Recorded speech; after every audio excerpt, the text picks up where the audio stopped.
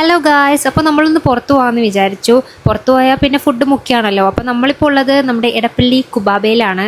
ഇവിടുത്തെ മന്തി കഴിക്കാനാണ് വന്നത്. അവിടെ മന്തിയാണല്ലോ സ്പെഷ്യലായിട്ടുള്ളത്. അറേബ്യൻ പാലസ് കഴിഞ്ഞാൽ പിന്നെ ഈ ഒരു മന്തി സ്പോട്ടാണ് എനിക്കിഷ്ടം. പിന്നെ മെയിനായിട്ട് ഇവിടുത്തെ ചട്നിയാണ് എടുത്ത് പറയേണ്ടത്. ബാക്കിയുള്ള മന്തി സ്പോട്ടിൽ നിന്ന് കുറച്ച് വെറൈറ്റി ആയിട്ടുള്ളൊരു ചട്നിയാണ്.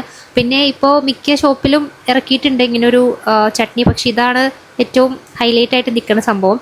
ആൻഡ് സാക്കി ഇവിടെ അടങ്ങിയിരിക്കാൻ വേണ്ടിയിട്ട് അവിടുത്തെ ഗ്ലാസ്സൊക്കെ എടുത്ത് കൈ കൊടുത്തിട്ടുണ്ട്. നമ്മളങ്ങനെ മന്തിയൊക്കെ കഴിച്ച് കഴിഞ്ഞ് പിന്നെ നേരെ ഒരു വാക്കിന് വേണ്ടിയിട്ട് ഇറങ്ങി.